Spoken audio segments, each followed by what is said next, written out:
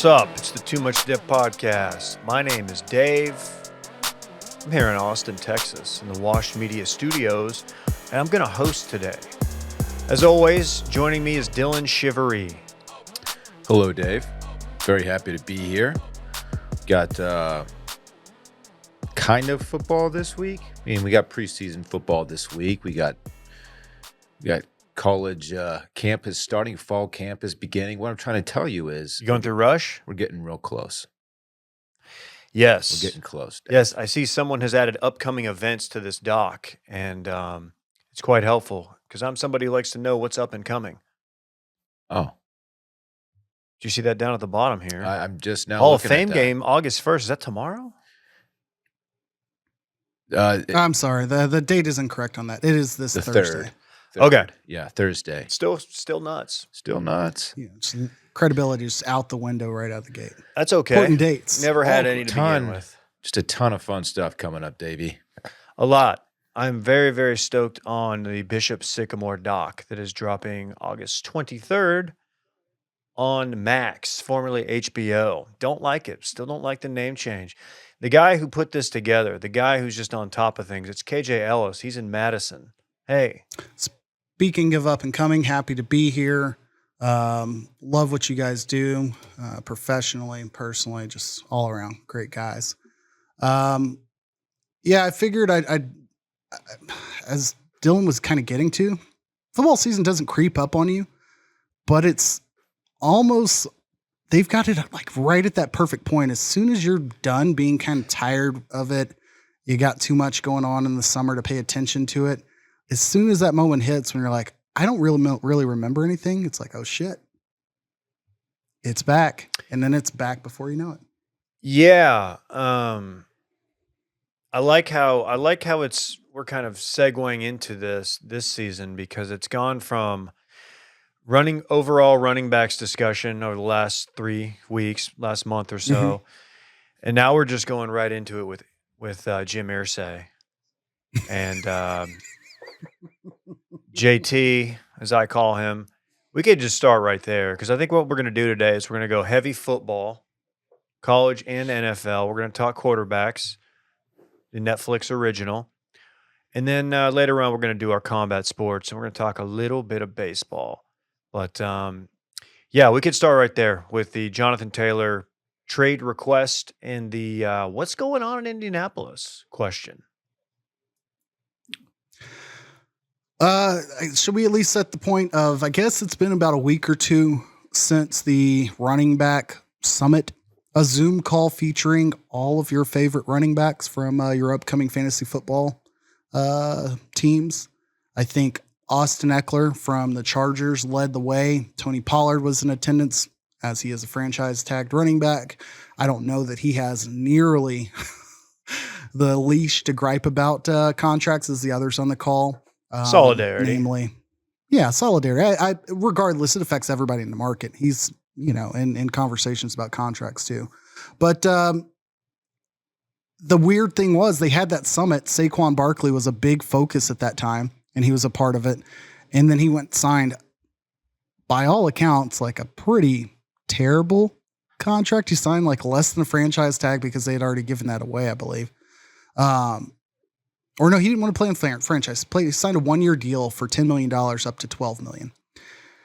And that lowers the overall franchise number for running backs next year. Jonathan Taylor, top 3 running back, Josh Jacobs, Jonathan Taylor. Who else would you put up there? Just kidding. Bijan, hey, the Bijan highlights are hitting my Twitter. I really hate that my brain process it. Wait, is he? Yeah, highest paid running back in the league this year. I think another problem. I think it's pretty safe to assume if you are a running back taken in the first round and you are not I'll say top 5 running back the following season, something has gone woefully wrong because you are 23 years old and you're in your prime and you've got 5 years to make the best of it. And I think he will be. Much like Jonathan Taylor was his rookie year, if I'm not mistaken. Yes. Jonathan Taylor, I don't know if it was living in Dallas that made him underappreciated, having Zeke locally. Even watching the Jags and following the AFC South, I had a healthy respect for what he did, but I think because their quarterback situation was so bad, I don't think I cared enough about what was going on with him and how productive he was. Anyways, fast forward to our second favorite owner of the NFL, Jim Irsay. Guitar owner enthusiast. Yes, he's a frequent lyric. He's a lyric tweeter. He'll tweet some obscure song lyrics on you, just no context. You got to love that move. I'm a fan of that move. I've been on record saying if you could bring back any, like, it's passe the word, like social media passe item, like instead of duck lips or whatever, like I'm very pro tweet some old, I don't know, less than Jake lyrics or some shit out there when you're feeling a little bit in your feels. You ever tweet out Ryan Adams lyrics at like 3 a.m.? Because I have. Just in your feels? I'm pretty sure I've tweeted out some Since Mac deleted. Miller ones at like 2:50, and I was like, oh shit, got to get that out of there. I'll hit you with some James Blunt at like 2:30 in the morning, just really feeling it. Man, that is really dope. Yeah. I love a good James Blunt drop at 2:30 a.m. on the Twitter. The only kind of blunt I really know about is I kind of just smoke that sticky with. Oh, okay. Yeah, you smoke a blunt while listening to James Blunt and just tweeting. Yeah. Actually, zeeting. Yeah, that's pretty much what I do. I've never zeeted song lyrics. Have you? I have not, but I feel like smoking a blunt while listening to James Blunt is like prime Snapchat story territory. Blunted. Dude, you would win the internet today, sir, if you did that. Yeah, so Anyways. who are we siding with here? Because I know you're a corporate man. People don't talk about the fact that Jim Irsay is a former SMU football walk-on linebacker. You did a lot there. You know, you check a lot of boxes. He got that SMU education and then went and became a billionaire. What's the source of Irsay's money? Family, I want to say. I think his Frat. dad owned a dealership. Oh, okay. Shout out to frat aliens. I don't know if that's true. It's family adjacent, but I believe he's the type where, you know, he had to work his way up from the point of having a job given to him on day one type thing. He amassed his wealth primarily through various heating and air conditioning businesses. It's good work if you can get That's it. okay. Sounds like this might be a bootstraps situation. No, I think it was given to him. Aw. But he became GM, I believe, of the Colts at like 33 or some shit, right? Isn't that note in there? Like youngest GM or whatever owner. At some point, he became in charge way too young. And I think that set the stage for the Jim Irsay we have today. You will not be surprised to learn that he inherited the franchise from his father, Robert. There it is. You know, we're not here judging. Like I said, good work if you can get it. We love the Nepo babies. We sure do. So he had a conversation with Jonathan Taylor, not Jonathan Taylor Thomas. A lot of people confuse the two. Dude, I almost went there. I did. Every time the name is said, in my head, I do the Thomas, and I don't know why. So after the conversation, JTT left and said, "I want to be traded." Jim Irsay said, "If I die tonight and Jonathan Taylor's out of the league, no one's going to miss us." I mean, basically, the league will go on. You're not as valuable as you think you are. So it is what it is. Inherently in his comment, he is saying that he is just as valuable to the league as Jonathan Taylor. I think he was just saying neither one of us matter in the grand scheme of things. But I think I see what he's saying. The NFL doesn't cease to exist, but it would not be cool if a very young and promising running back was no longer in the league.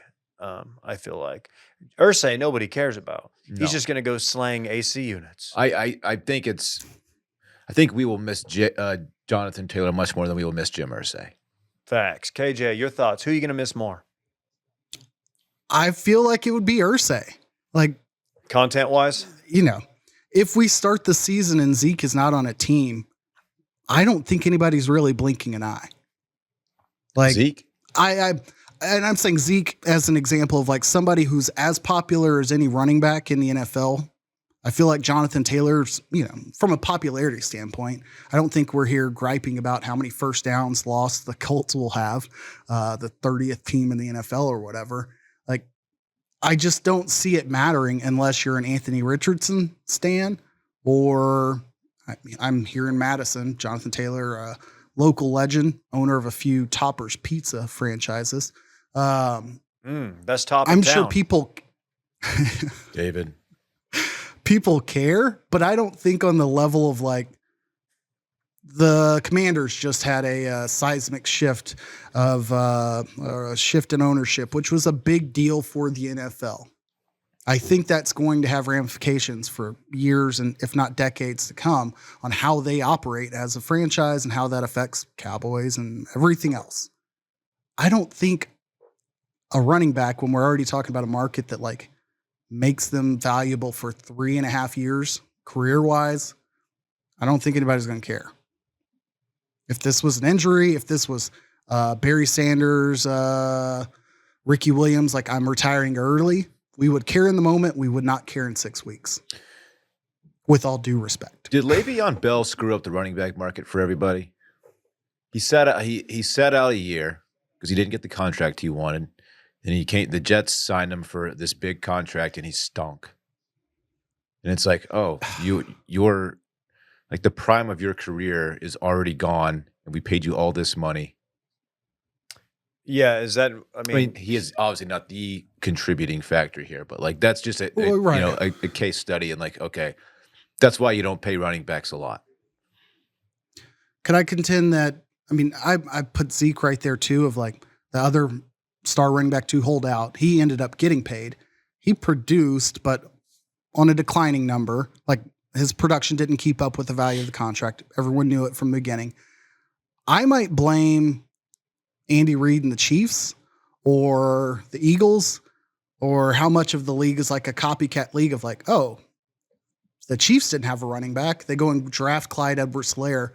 He gets injured. He's not even a part of their next Super Bowl the following year, really. And teams seeing you can do this without a running back and be successful, I feel like that impacted it more than just the contracts with the individual running backs. And they brought Pacheco, is that his name? Mm-hmm. Isaiah Pacheco out of nowhere. Drafted in like the 5th, 6th round or something and ended up being very productive for them in his rookie season. It's like stuff, there's so many, examples that prove that like the best running back in the league and the 7th best running back in the league, there's probably not a huge difference there in production. 7th round. David, where did where did Isaiah Pacheco play college ball? Exactly my point. Tulsa? I was going to guess Toledo. It's actually Rutgers. Okay. We were very close. Jersey. Okay. It's a good pickup, man. They know what they're doing up there. Yeah, I have to admit, like if this story did not involve Irsay, who's just somebody who's inherently funny, and anytime he comes up, it's usually for, I don't know, just something a little weird, like you mentioned earlier, the Vass guitar collection or something. I probably wouldn't be as interested, but it is getting kind of dirty now because I guess they're saying the rumor was yesterday that the Colts are considering placing JT on non-football injury list. Per source, he suffered some type of back injury while working out on his own in Arizona, and he's still rehabbing from January ankle surgery, currently on the PUP list. He would not be getting paid for this year if that were to happen. And he has since come out and said, I don't have back pain. I did not tell anyone I had back pain. So it's we're tweeting, y'all. We're doing the tweets. Yeah. I don't know. I think for how much I enjoy watching Irsay from afar, you just don't envy the Colts fan. No, not at all. Would you prefer to be a Colts fan or a Jets fan? I'm very bullish on the Jets, and I like what the Jets are doing. What? In 2023, Jets. Yeah. Okay. Then let me say this. Colts fan or a Broncos fan. Maybe that's a easier comp because everybody is excited about like Sauce Gardner and, Brees running back name. If I'm choosing between two teams and one of them is quarterbacked by Russell Wilson, I'm picking the other one. Yes, I that's could- fair. So I just can't get behind it. Well, what if I told you that he was not the problem, that maybe the team was going through one of the worst coaching jobs in NFL history? What if I told you that? That's a sorry thing to say about a fellow coach. in I'm the not a league. coach. I'm Right. Dave. But I feel like Sean Payton said that. He did say that. He did say that. Not cool, Sean. Not at all. There's got to Um, be an unwritten rule among professional coaches that you just don't say shit like that. Yeah, I mean, there's a way to say what he wanted to say without just. I respect his bluntness, more You can- blunt talk. You can say something like, I'm confident that the staff we have around Russell right now will get the most out of his abilities. Yeah, That's a better we think way our of saying scheme's a that. better fit for what we're trying to do. Yeah. We don't think it was a good fit last year. Okay, maybe that's a little bit out of bounds, but not just the worst ever, man. Just a really, Sorry. really poor coaching job. Aaron Rodgers has responded. As you are aware, Nathaniel Hackett and Aaron Rodgers are quite close in their time in Green Bay. Won 2 MVPs under Hackett. Aaron Rodgers came to his defense as well and basically said, not basically, he did say to Sean Payton, like, keep my coach's name out of your mouth. Oh, Said how disrespectful it was. Oh, yes. So we're there. Let's go. or else? Question mark. He'll take him to the Like, that's spirit the- realm. Like, it's unprofessional. It's unnecessary. It created headlines. I do believe, but don't love the excuse that Sean Payton said. And afterwards, he's like, I didn't have my coaching hat on. I have my Fox Sports hat on at the moment, like as if he'd been on the analyst table for more than 4 months. And it's been 6 months since then. But anyways, nothing that Sean Payton said was wrong. It's just unnecessary when Hackett is an OC now. Like, you're not even attacking a peer from a lateral standpoint. You're punching down. Yeah. The guy got fired. He's not in the same role right now. Like, let it be. But I'm the loser that what I did is I went back and searched the 2023 coaches photo, which usually brings some sort of entertainment when the coaches have their annual meeting back in March. Sean Payton, there's nothing of note worth sharing here visually, but Sean Payton not sitting next to Robert Saleh, so it's not like I have anything to look into there. But for those of you who do go Google this photo, Sean Payton's way too chesty in how he sits. He's a Mr. Shoulders back guy. So that's really all I can deduce from this. So we've somehow gone from his criticism of a fellow coach to his posture, which by all accounts, from what you're describing, seems like good posture. It's jarring when you see it. I shared it to Randy. You're saying he's an awkward sitter. He is a very awkward sitter. First day at sitting school. It's accurate. I have a bigger problem with how his lips are always like pursed. You know what I mean? He's always looked like he has an invisible lollipop sticking out of his mouth. You know what I'm talking about? No, Sucking the I mean, I world's guess. tiniest little pea. I guess I think I understand. I've but- always noticed it. I don't know. Maybe that's just me. Hey, Randy, go ahead and zoom in on Sean Payton for us. Thanks, man. Yeah, show us his. Show us mouth. which one he is. It's not a large enough Yeah, photo. I Randy. don't think it'll be great. That's but, him. Oh, Randy found it right away. Okay, That surprises me. he's got good posture. That's platform posture. He could sing in the choir with that All right. posture. I'm gonna send you one, Randy, and I'm gonna to show these guys what I'm talking about. Is that video of him hitting a bong with high school kids real? Oh, I forgot all Oh, about that's that. right. I don't know. Look at that. Good pull. I believe so. It was in Colorado. I Fuck just sent Randy another image. I don't want my head coach hitting bongs. I don't mind if they do the weed. I just don't want them doing the weed through a bong. Oh, that's a really small picture. Okay, that I kind of see it. See what I there. mean? Yeah, It's like he's bracing for a kiss at all times. maybe he's just got really good friends.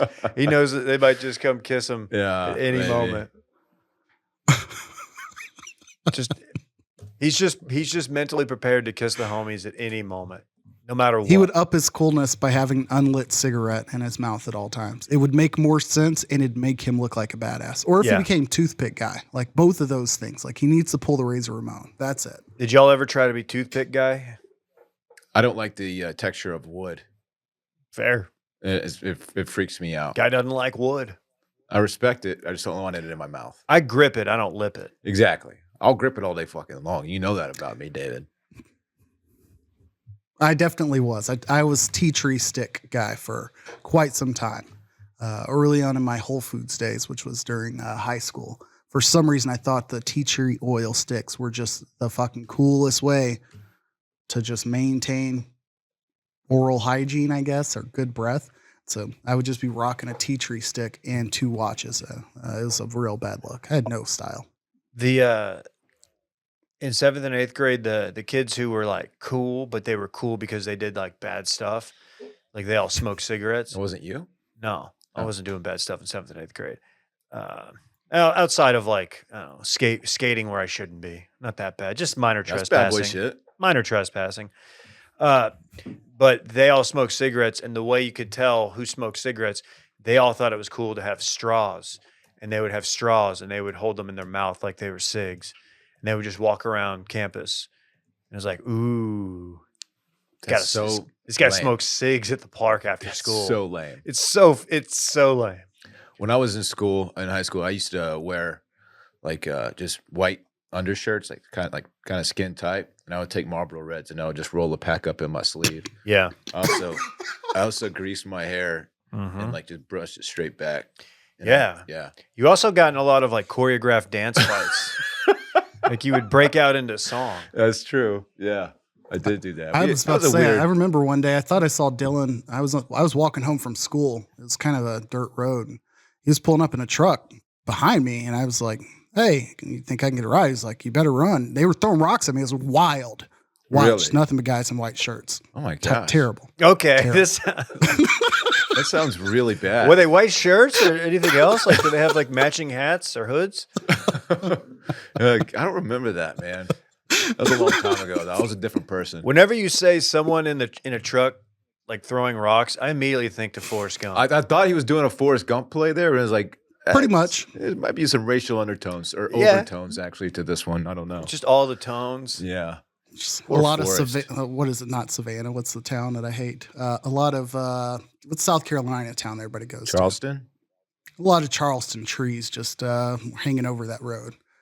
That's all I can think of. Charleston. Are we canceling those trees? Because I kind of like Hate them. those trees. Willow? I Is hate that a those. willow Is it a tree? willow? Yeah, I know what you're saying. The imagery. Plantation trees. The imagery is Oh, not 1000%. okay. Yeah. They line your driveway up to your plantation home. and then in the back it's Do you think if they brought Forrest onto like Maury to confront like his old bullies, like the guys who were chasing him in the truck, do you think that they would be remorseful, or would they be like, you know what? We pretty much made your life. We kind of let you. If we didn't chase you, you would have never realized you could run. You didn't need those braces on your legs, so you kind of owe us. you're welcome for bullying you to success. You ever seen? That's how a lot of the bullies reacted on those Look at on you those now. shows. They're like, look, you wouldn't be smoking hot now if it wasn't for me bullying if you, I didn't make fun of your ruining your appearance. childhood and your high school years. Yeah, I don't know. It's I don't think we're ever going to find out the answers to that. no, it's a question. fictional movie. Right. Yeah, the image search of oak trees with Spanish moss is just very triggering for me. That's all I've got to say. I'm I sorry. had to figure out what tree it is so I can avoid that for any future landscaping discussions. Right. Mm. It's We want to do tough. quarterbacks. Just stick to crepe myrtles. It's tough. We doing quarterbacks? When they bloom, they bloom. Yeah, where's everybody at in quarterbacks? Oh, I finished it. Ooh, Daddy's all the way. you like you. Through 6, I want to say. The one that's really stuck out to me. Were you guys aware that Brittany Mahomes is an owner? Oh, 100% was the highlight of that episode. What do you mean, KJ? I don't understand. They did a great job of. I guess I came out of episode 1 being like, I can't do a season of Quarterbacks Wives Club, which this show has a tendency to be whenever they're just trying to fill content. But I think they're intentionally putting a lot of Brittany Mahomes and then Julie, Katie Cousins, Kirk's other half, Mrs. Cousins. where she's like, "Oh, how was your trip from Minneapolis, St. Paul, one of the largest international airports in the nation, to Washington, D.C., a place that she previously lived?" And like, "Oh man, I was hoping I was going to make it on time." Like very normal people problems. And then matching that with Brittany Mahomes, it's like, "Oh yeah, she played soccer in high school, so we bought her a women's soccer team franchise." I think what KJ is trying to tell you, Dylan, is that it's the juxtaposition. You don't think she purchased that on her own merit, Oh, how do y'all know? I believe. with her own funds? Yeah, I'm sure she went alone to sign the papers. I'm sure Right. I'm sure of that. Brittany's an owner of the team. Have y'all seen their house? Have you gotten to their house yet that they're building? Yes. It's finished, but by the end of the show, it's finished. Okay. Pretty fucking sick. Is it a sick It's house? pretty. It's gaudy and huge and not unnecessary in so many ways, but it's fucking sick. Are we talking gaudy and unnecessary in like a Cliff Kingsbury kind of way, or just like it's probably more tastefully done than Cliff Kingsbury's house is, but it's just excessive. It looks like a hotel. okay? You know, it's just a lot. It's a lot. They got room for the chain smokers to come through. They got room for the chain smokers to come through. Fuck. He has a golf hole in his front yard, Ooh, that's some good scene Like a- control if you can get it in the front yard. like a par 4. It's pretty sick. Wait, he's got a par 4 in his front yard. Yeah. Okay, Just one hole. yeah, it's still though. I mean, it's Yeah, I mean he's gonna play the hole probably a lot, but yeah. He'll get really good at that one hole. It'll be his signature hole. right. Also, just got to talk about the 40 yards of field in the backyard. Jeez, I'm just seeing this now. I've not seen it on the episode. I haven't seen the but, finished version. yeah, you can find it via the nine post, but it's a lot. Man, Mahomes Anyways. is a perfect candidate to do cribs. Like he would be an excellent cribs guest. Yeah, this is where I can't do a Mahomes. Where's the magic made, Dave? Well, I think this is where the magic happens. Yeah, that's right. Happens not This me. right here, this is Brittany's office. You guys want to see in the refrigerator? This is where she makes all the decisions about the soccer team. Yeah, pretty much. It's pretty much how Um, that goes. Thoughts on Mahomes saying that he can't be a father of 2 children and have a mohawk. Oh yeah, he wants a dad haircut. Yeah. Yeah, I don't really have this problem. No, As a guy who's very limited with my options. I don't, I already have the mustache. I think he can. I think when you are man, I don't know, father of 2 with a mohawk. Now that he says that, it's kind of making me wonder. What do you think? Either of you guys can take this question. What do you think the appropriate Pat Mahomes hairstyle for being a father of 2 should have? Go ahead, guys. I'm not one to tell another man how to do his hair. Me neither. Yeah, Good answer. his mohawk is just it's so him. I'd be weird to see him with something else, but I'm sure we get used to it very quickly. I don't know. He is him though. Go ahead. He's very good. I was going to say Travis Barker, I feel like sets the standards as like, if he can have a mohawk at, I don't know, approaching 50, and I'm guessing he has 4-ish kids, it's probably okay. Yeah, but if you're in a band, rules 3, don't I guess. rules do not apply to you. You can do whatever you Fair. want. That's fair. His drum kit I don't elevates I at don't the I don't Blink want shows. Pat Mahomes in a I don't want Pat Mahomes in a band. Yeah, T-Bar came through, brought me a kit, drum kit. That'll be the end of that. We don't have to do that voice anymore. Apologize. I like the Kirk focus tool. The Oh, you got there finally. the electrodes Yeah. or whatever. What do we think on the level of, let's say, 10 being the most scientific, 1 being pseudoscience or least scientific? Where do you think this ranks? How does that thing know if your attention starts to drift? Brain- I don't know if I trust the tech. Brainwaves? You don't think the tech's there? I think the concept is there.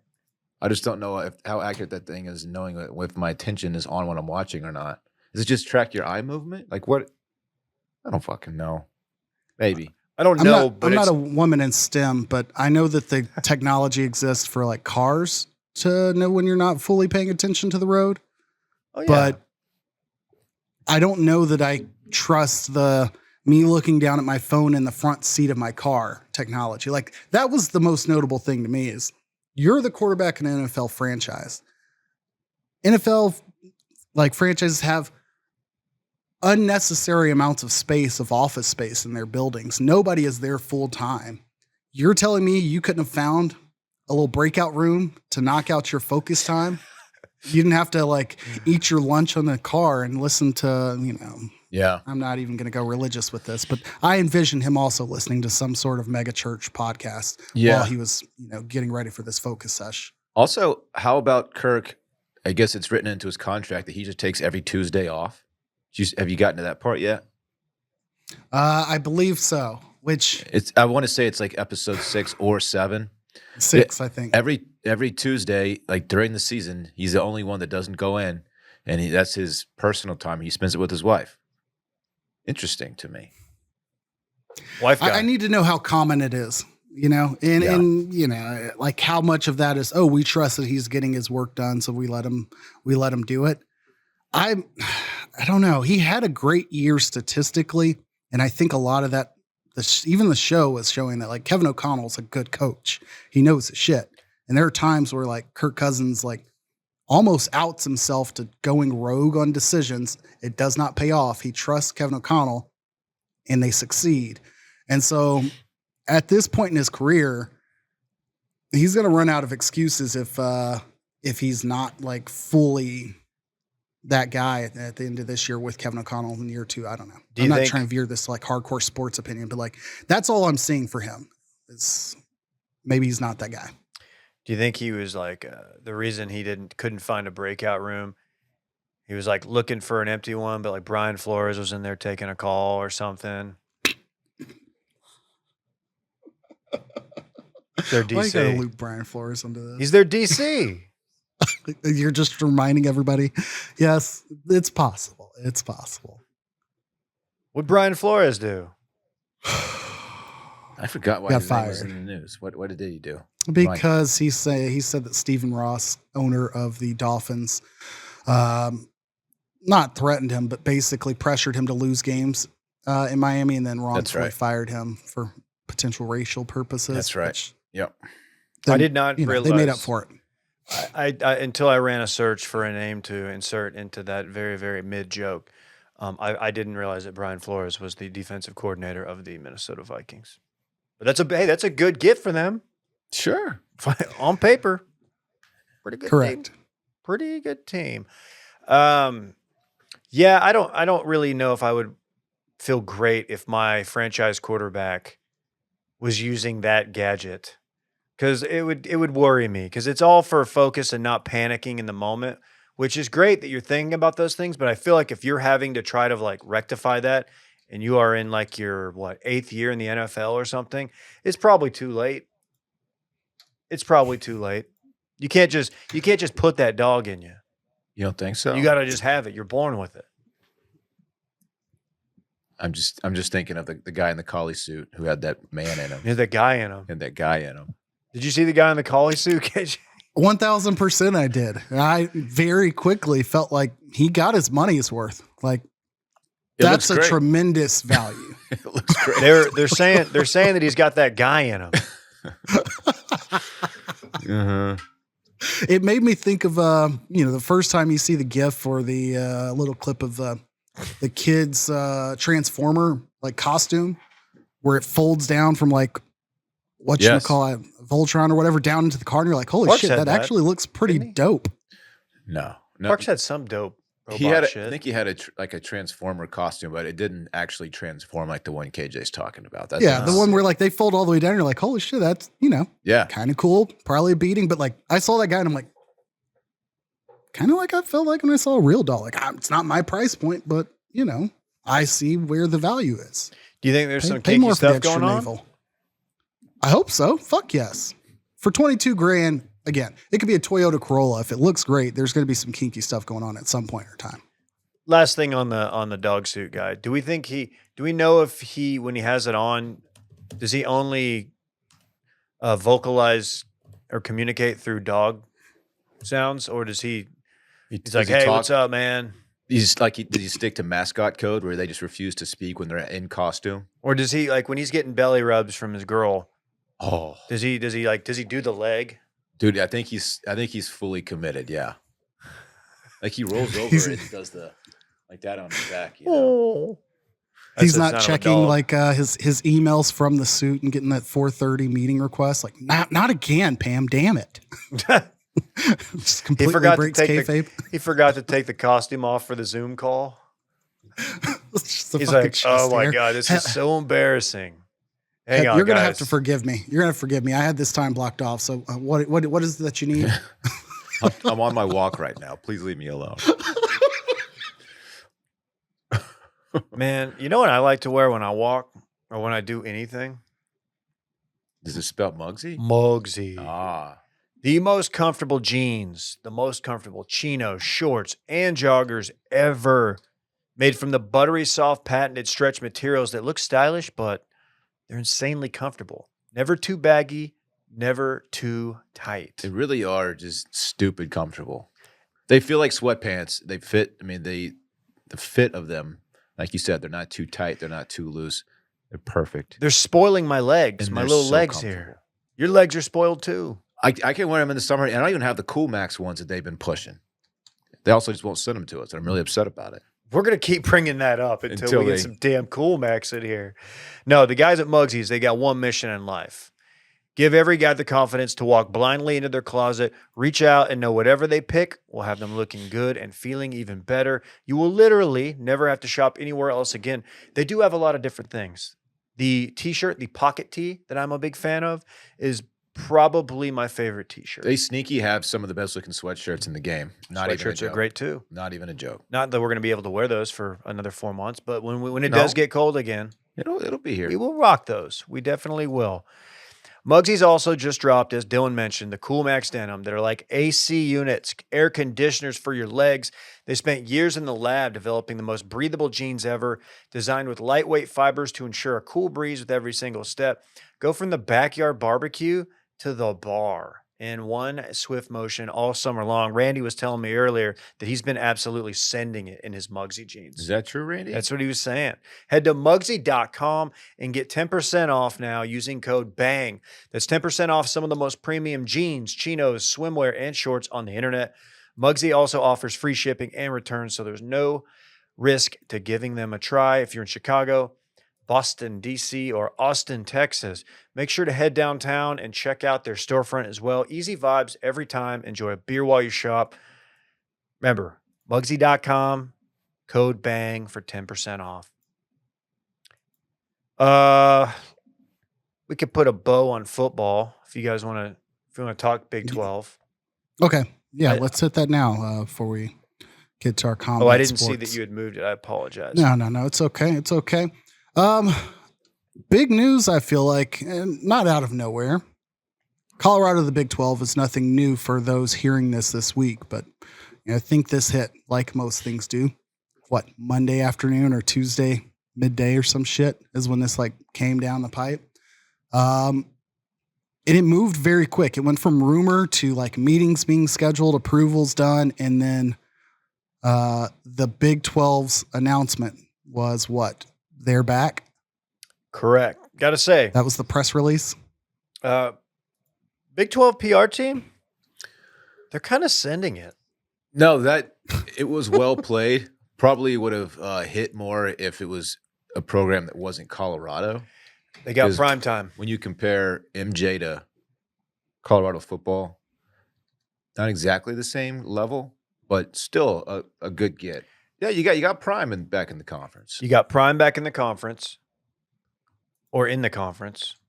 He's never been in the conference. Right. Well, he hasn't. Okay, sorry. You get Prime in the conference. I feel like Colorado's a good fan base. I feel like even though they have been historically bad for many, many years. They've been natty. Shared natty. And they have something a lot of teams don't have. Their mascot shot himself in the dick with a T-shirt cannon. He did. Just an all-time video. Just one of the biggest beefings you'll ever see. Right to the nards. Right in the penis, yeah. Just right in his little penis head. Nards.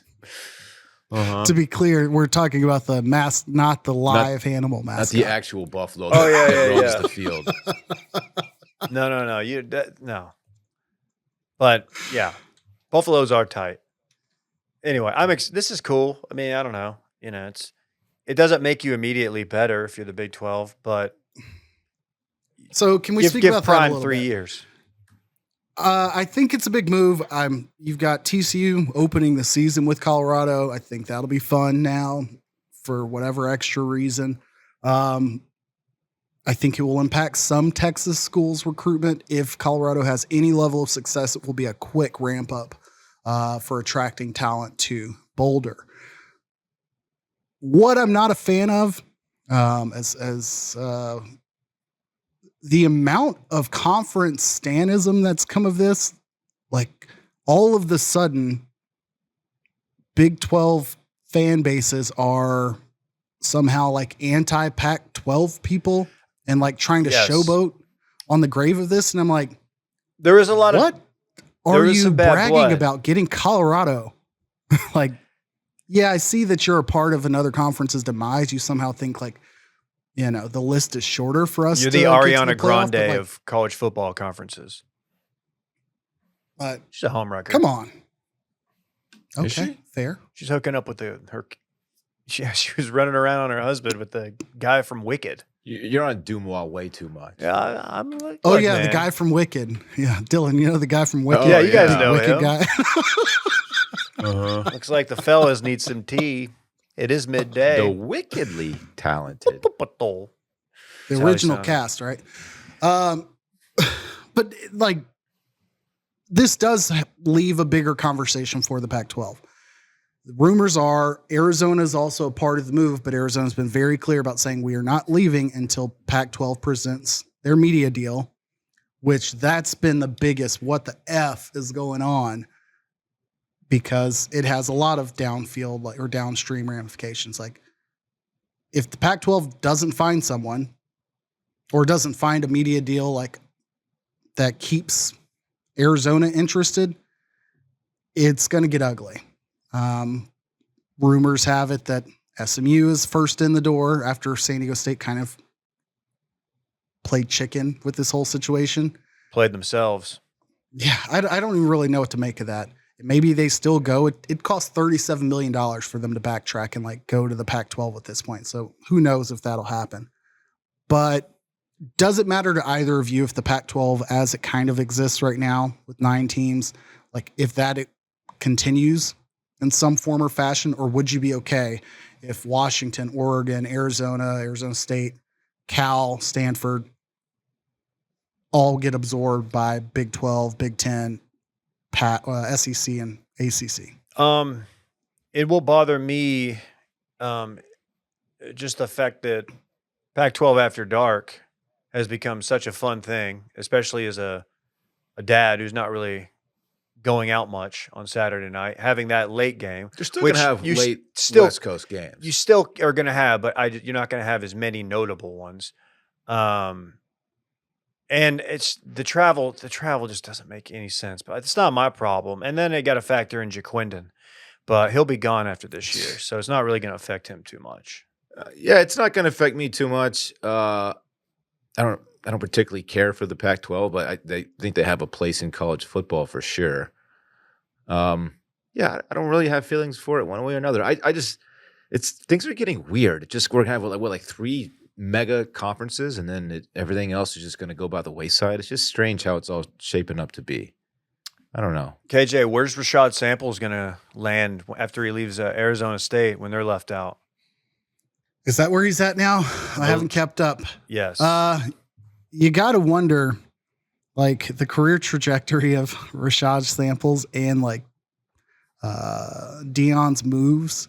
Like, there's a lot of them, but they've always been upward. So, and they've always come back to Texas. I don't think Arizona State's going to be a part of any Big 12 move.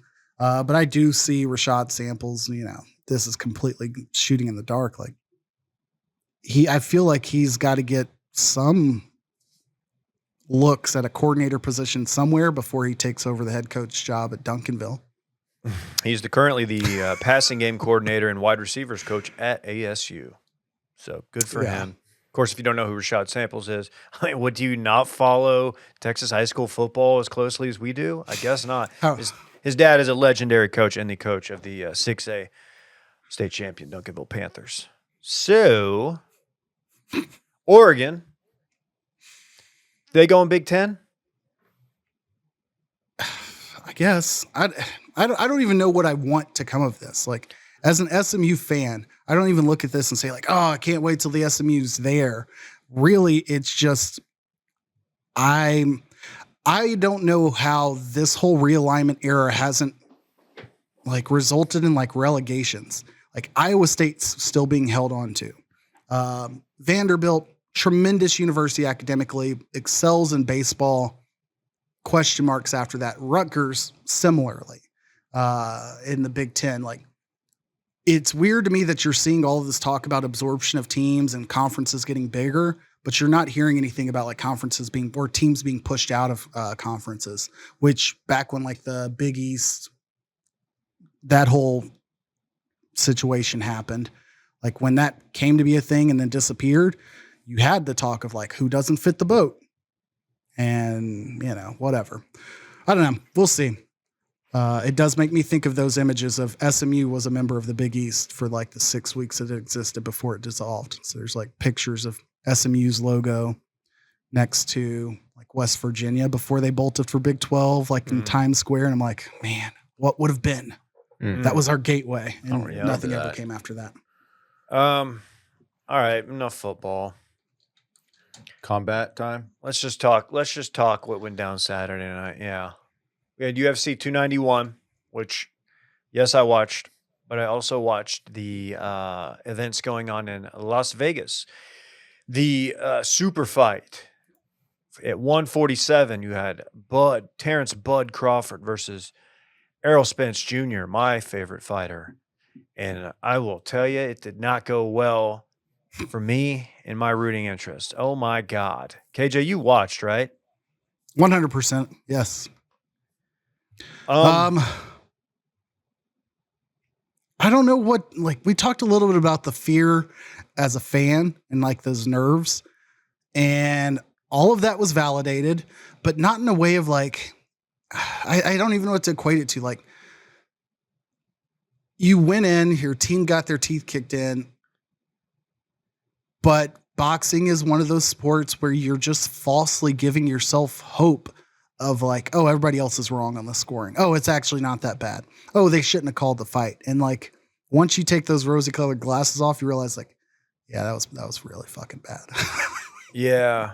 Was it just Crawford controlled the whole thing? I mean, I didn't watch it. First round, when Spence probably got the first round, which isn't anything crazy. Crawford and a lot of fighters, they kind of take a little while to figure out timing and speed. And then it was, Crawford knocked him down in the second round with a jab, I think. And Spence had never been knocked down in his career. Gets right up, and it became very clear it was going to be one of those things where Errol landed an overhead left hook, and Bud just ate it. Like it didn't faze him at all. And after that moment, the entire fight changed. It was like, oh, you who are supposed, you're the bigger guy technically. You can't hurt me, so I can tee off and I can be the offensive fighter. And he did. And it was bad. And I thought at first I thought it was a bad stoppage. And then like immediately I was like, no, what am I talking about? Dude, that wasn't gonna switch. It didn't look like a moment where you would stop that fight. Maybe in between, like at the end of that round, but it was a minute. There's like a minute and change left in the round, the 10th, I guess it was. But Errol was losing his ability to defend himself, but it wasn't explicit that he didn't have an ability to impact the fight offensively. He just his defense was waning, and Bud Crawford's punches, like, that's the wild thing about this fight is that the percentage of power punches landed was like 68% for Bud Crawford. And it wasn't because he was doing anything significant. It's just that all of his jabs landed like with direct impact, and you don't want to see that. I will say that the initial knockdown, and it may be watching it from an Errol Spence fan standpoint, was one where Bud Crawford caught Errol Spence like in the neck and in the chin, and it was a direct hit, but it was one where the force of the hit, and this is going to sound stupid, it wasn't like the damage from the hit began to knock him down or stumble him, but the force of the hit knocked him off balance, almost like a push a little bit. Yeah. And then he caught him again. And again, I don't think the second one damaged Errol Spence or like really rattled him that much. It's just that No. it was a quick 2 knockdown. And then in that moment, I think his confidence was shaken. And from there on, like He was out of position. He was playing in catch an up. Yeah, awkward that's a good point. position, got hit. It wasn't like a hit that, wobbles your legs or, stuns you. And he got right back up. But yeah, he looked pretty shocked. First time you go to the canvas, that's a big deal. Hats off to Bud, man. He was the favorite. Most people were picking Bud. He's awesome. He's undefeated. He's pound for pound the best fighter in the world right now, in all weight classes. And hats off. The dude's sick. There's a rematch clause. Errol tweeted that let's run it back again by the end of the year. And I'm just thinking, dude, that is a bad idea. I am Walter White in the car screaming at Hank. Don't do it. Don't do it. Because I don't know if I ever want to see this fight again. I don't know if I want to see Errol Spence fight again. I don't know. I'm not going to say that he has noticeable cognitive decline, but Errol Spence was in a horrific car wreck 3 or 4 years ago. Then had a separate injury. Yeah, rolled a Ferrari and flew out of it at like 120 miles an hour. Was in the hospital for like 6 days, had some head trauma, and I don't know, man. He just looks like he's slowed down. And that's not to say that he was compromised when he fought Bud, but man, he just got hit. He just got teed off on. You need some serious time off, and you need to, I don't know what you can do differently against Bud if you think you're going to, go the distance with him. I mean, it made it to 10 rounds, but I don't know that that's the achievement that it sounds like because of how bad those rounds looked from like 4 to 8 or whatever. That's the thing about fighting that I've always a little bit hated. Like, unless we're talking about significant long-term damage to the individual, I don't have a problem with the fighter continuing to want to fight, but like the value to the sport and the fans of seeing this fight again, I think is significantly diminished. Now, if Errol Spence were to fight somebody else, demolish them, and him and Bud wanted to run it back again, and everybody's like, oh, wait, no, this is just showing that Bud Crawford was that great, and Errol still is a legitimate contender, then yeah, maybe. But that's not how this works, because then you get, what was it, Anthony Ruiz screwing up the heavyweight title belt for a couple years with Anthony Joshua and Deontay Wilder. Yeah. Like you get Anthony Joshua knocking out, or Anthony Ruiz knocking out Joshua, and you never get Wilder or Joshua at their peak. And then Tyson Fury takes over from there on. So like if somebody else was to creep in, like a Ruiz, like, and ruin this whole story, like it's not a net game for anybody. So either you do it or you don't, but it's a career ender if he goes into that buzzsaw and gets beat again. Agree. Man, I was feeling good during the walkouts too, because you had Errol comes out first with Big X the plug. If you know, you know.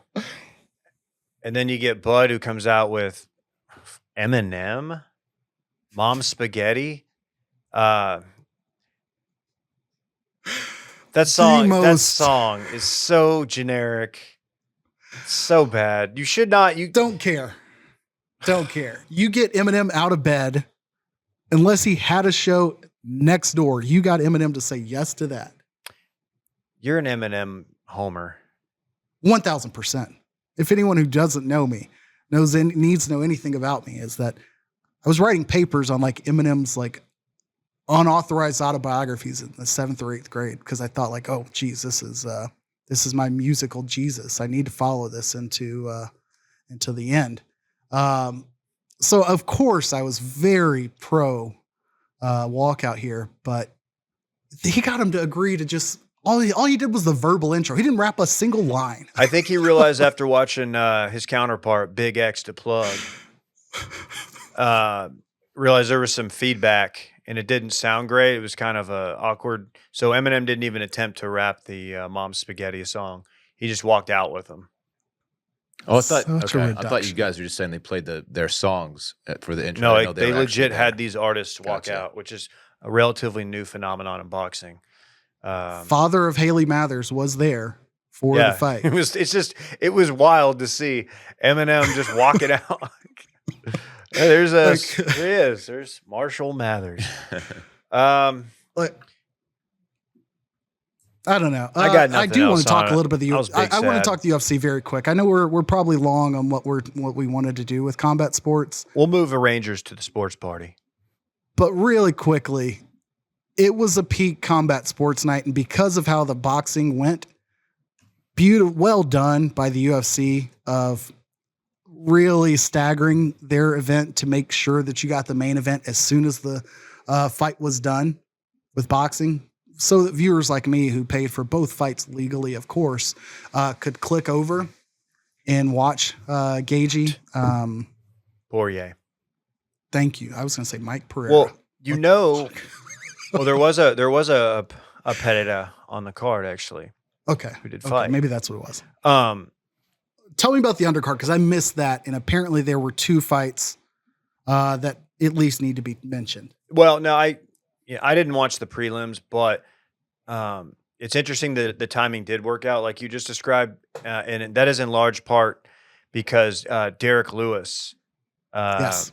Houston's own, Louisiana's own, decided to just absolutely send it, Randy, with a flying knee knockout in like 15 seconds. That was first round. First round. That was how he started the fight. He didn't even break a sweat.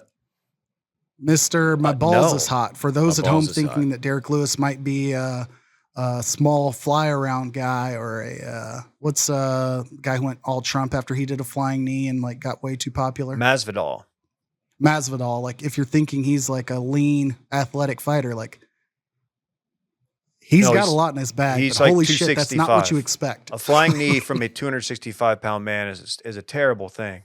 Took this fight on short notice and basically I think that his whole plan was I'm not in shape. I haven't been in a camp, so I got to end this thing as soon as possible if I can.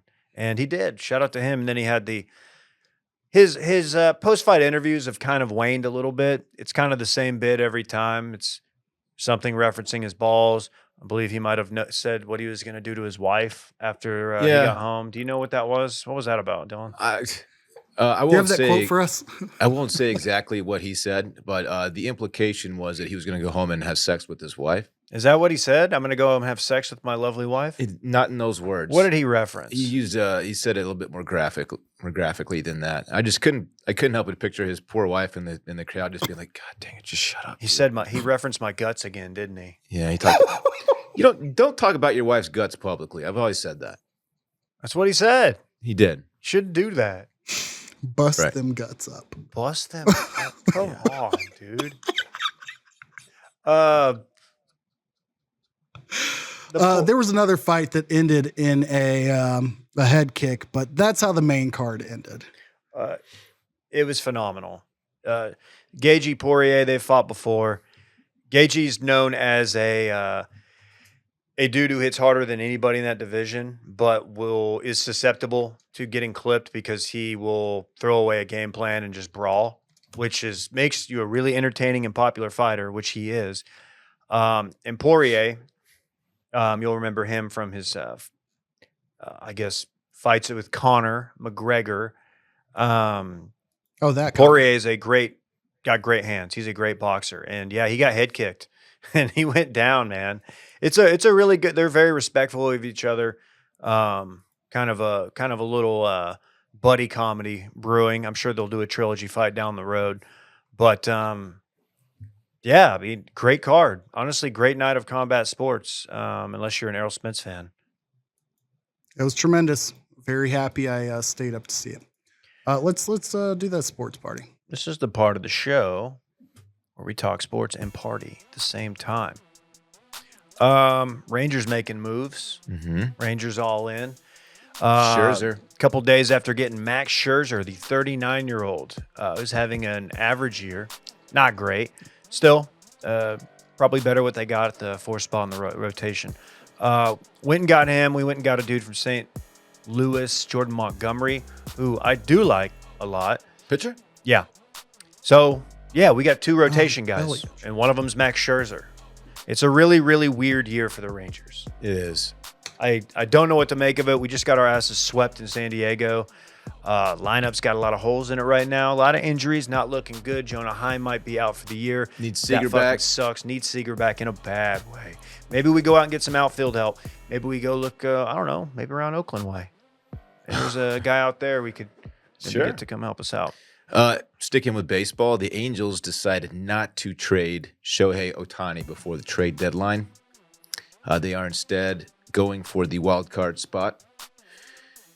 And I think You think they're wild hard for it? I don't know if they're wild hard for it, but I think it's a terrible decision by them. Just an absolute terrible decision. They could have moved him and gotten like several really strong pieces in place, but they're going to have him for the next few months. Maybe they make the wild card. Maybe they're not going to, advance too far in the playoffs. In my opinion, they're not a very well-rounded ball club. They just lost their third baseman. Got hit with a fastball in the face. Really? Yeah, so they're down Trout. They're down Taylor Ward. Ohtani can get you pretty far. Yeah. He is the definition of a one-man show. But Speaking of, they had a doubleheader. It was over the weekend or Friday, Saturday, somewhere in there. Anyway, they had a doubleheader. First game, he throws a complete game shutout, the first of his career. Game 2 of the doubleheader, same day, he hits 2 bombs. he he's doubled down on bombs. He's a freak. He's so sick, and now it's such a coming out that the Rangers were like the best case scenario. Like they had a real chance at getting him. Yeah, so now the Angels are going to keep him for the next few months. Like I said, he's going to be a free agent after this year. He's going to go to a contender because he wants to win. And the Angels are going to have nothing to show for it at the end of the day. So Please God, not end a up good in move Texas. by them. Yeah, You can go Mookie Betts and fucking Shohei Ohtani back to back. Like I don't know it's any worse than getting Trout and Ohtani, but still, like it's just gonna be silly. Ooh, we got breaking Doris Burke news. Well, we do have some breaking news, and it's gonna definitely affect the ability to be able to play drops that I don't even think I have on the board because it ain't that season yet. But breaking news, Mark Jackson will no longer be offering absolutely nothing next to Jeff Van Gundy. Jeff Van Gundy and Mike Breen on ESPN basketball games because he is out at ESPN. They're talking about Doc Rivers or one and only great Doris Burke replacing him. Okay. All right. I don't know. I wasn't a Mark Jackson Van Gundy fan. They provided good content every now and then. They would say something and people would tweet about it and be like, "Oh, dude, classic Van Gundy." But all right, as long as we're not losing the bang guy. Can't lose him.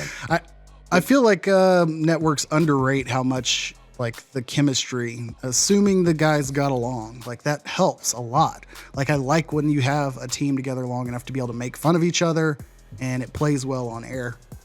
I don't really see Doris and Van Gundy going back and forth on some stupid hypothetical rule that Van Gundy comes up with, like landing well. They should shoot free throws from half court. Arch Is Manning. that your Doris or your Van Gundy? I don't know. Yes, Arch Manning. Yeah, Arch Manning signs a trading card deal with Panini, which I always thought was a sandwich. Or that really bad song from What's His Face. Lil Nas X. That song is really bad. Not to be confused with Big X of the Plug. Yeah, they don't really sound anything alike, No. but they both have X in their name. Big X is a big guy. Yeah, Arch Manning signed a deal with Panini and released a one-of-one signed card, of which proceeds from the sale of the card were going to go to charity, $102.5 thousand. A lot of When money. does the card get there? I'm sorry? When does the card get there? Did you order this? Were you the buyer? If I had $102 $2,000 to spend on a single trading card, I probably wouldn't be working here anymore. You don't. I don't think you'd burn it on Arch Manning. And if you did, I think both David and I would be very upset if that's the route you went. And of course, the backup quarterback for Texas. Yeah, Darren Ravel tweeted that the most a Peyton Manning signed card ever got in a cell was like $76K or something like that. So. You know whose card I would have spent that money on? Cumberland Willis Posey Jr. Mm-hmm. Why is that, Dave? Why don't you tell everybody? What'd y'all call him when you were growing up? It says here in the tweet, his friends called him Cum. Mm-hmm. It's just not which. Yeah, they put it on the plaque. Put a B after it at least. Doesn't make it that much better, but like, come on. Yeah, that's a bad look. We didn't have to you think when memorialize the nickname. You think when that... I'm going to come. Yeah, that's it. Is that a newer term, maybe? Probably, yeah. Okay, I hope so. Hope it's, yeah. Were y'all familiar with his game? No. Okay. All right. You want to run it back? Yeah, run it back. Jeez. Running back, of course, a segment during which we talk about what we already talked about. KJ won the internet today, sir. Sean Payton's posture is a little jarring. A little good. Also, he's perpetually bracing for a kiss from the homies. Dave and Dylan grip wood, but they don't put it in their mouths. That was a toothpick reference, by the way. Yes, thank you. Dave wasn't a bad kid, but he did do some minor trespassing. Skaters. KJ admires the guy in the collie suit, but it's a bit out of his price point. Colorado's mascot once shot his dick off with a T-shirt cannon pointed the wrong way. And finally, Dave wants the cum card. That concludes Run It Back. You only get one of those per week. You know the rules. Right. Fun episode, guys. Yeah. KJ, what dog, if you had the funds for a dog suit, which dog are you going as? 100% either of the dogs from the Snoop video. I'm going to go with the Doberman Pinscher. Underpopularized these days, but certainly big in the 90s of like a threatening protection dog. Also like the leanest dog ever. So not the easiest to replicate in a human-sized suit. But fair. It's motivation though, you know? Oh, yeah. Okay. Like I'll go, whatchamacallit, Christian Bale and the Machinist diet on you. KJ's got that dog in him. Mm-hmm. All right. Well, fun stuff. We'll be back next week. Any other announcements we got to make? The DraftKings live streams coming back. Ooh. Coming back.